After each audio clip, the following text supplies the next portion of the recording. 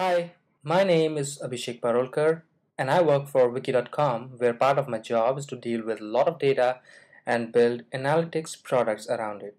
This screencast is part of my initiative for bigdata.sg, which is a community of data nerds from Singapore. If you are solving engineering problems surrounding analytics or big data, then you might know that the first problem to face is collection of use data, which can be collecting your application logs or collecting the events fired on the user interface, just like Google Analytics. Fluent is a collector daemon. Fluent allows you to treat event logs not as files but as continuous stream, which can be filtered and forwarded. It has a good number of input and output plugins, so you can hook Fluent to any inputs like Logtail, syslog, HTTP, and push the output to Amazon S3, Splunk, etc. Fluent can buffer the logs and send the chunks reliably. So let me show you how you can create your own log collector which hooks itself to an HTTP port and can scale with power of Heroku. In this experiment, I'm going to finally push the events to Splunk for real-time analysis. So let's begin with naming our project as Big Collector. And let's create a repository. It's always good to have a RVM gem set so that we can isolate the environment for our project. So here I create the RVM RC and specify a new gem set. And let's do gem install bundler, so let's get the bundler to bundle our gems. So let's create a gem file for our new project.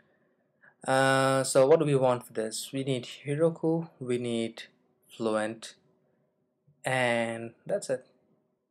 And what it takes to get this environment up is bundle install.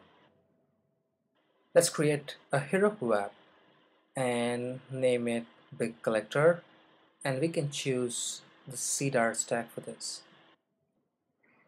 So as you can see that git remote Heroku is added. So let me show you how Fluent daemon looks like. So you can see that these are the set of options. You can set up Fluent with -s etc, which allows you to set up your Fluent with basic default configuration.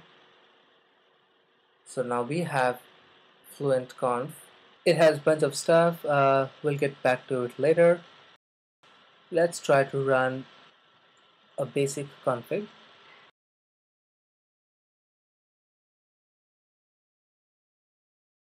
So as you can see, I can use Fluent cat command to push events to Fluent daemon.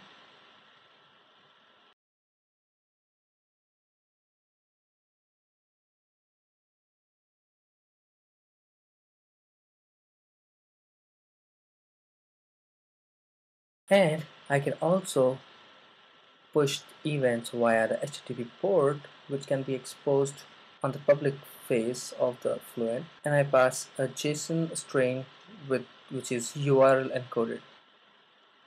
Let's change the string to something else, and you can see that it works. Cool. The next step is to hook this onto a Heroku. So as you know that Heroku needs a proc file where you can specify what runs on a dyno. So we can have something like this. We need to have an executable daemon which can be Fluent and supply the config file. But the problem is that we do not have a way to supply the port number on command line. But not to worry, because I have just pushed a patch to Fluent which allows you to add -i and supply command line options as config. And this can be something that's very useful for our purpose right now.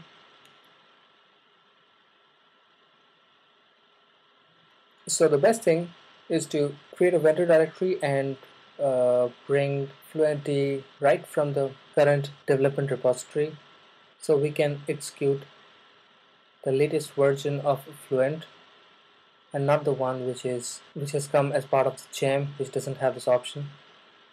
So you can see that now you have a -I option to which you can supply a config stream right on the command line. So what can we do with this?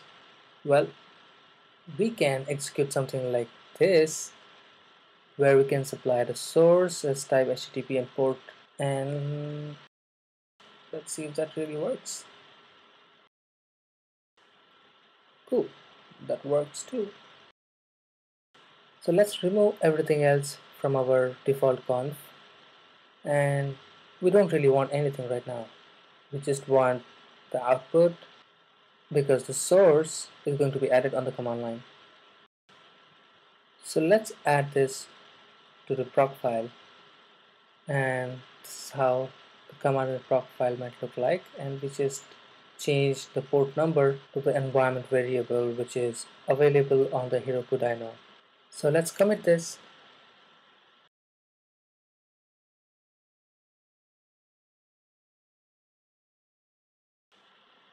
And now we can actually push this to Heroku, and when this goes to Heroku,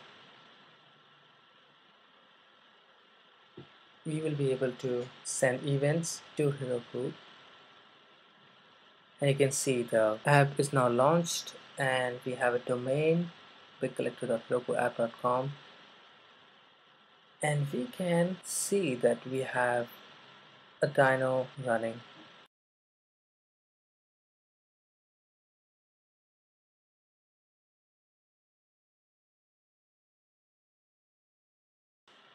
Now we need to stream logs from Heroku to Splunk, and for that we have a Splunk output plugin which we need to add to our gem file and just do a bundle install. And inside our config we need to supply the configuration for Splunk, where we require the host and port of Splunk.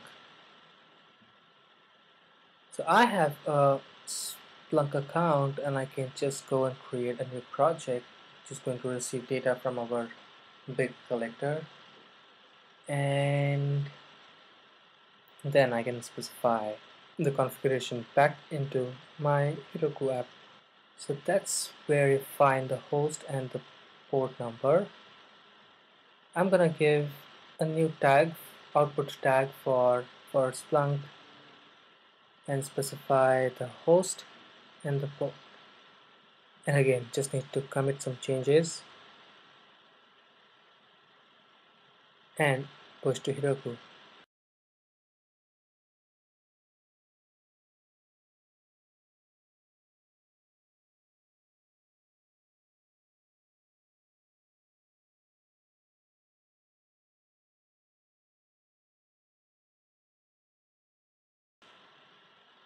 Cool.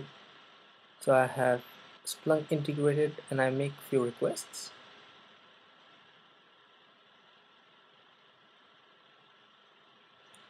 And Splunk recognizes the input from our Heroku app.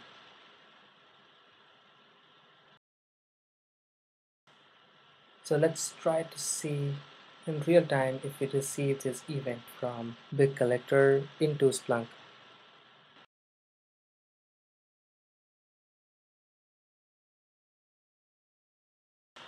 Cool. Without me doing anything,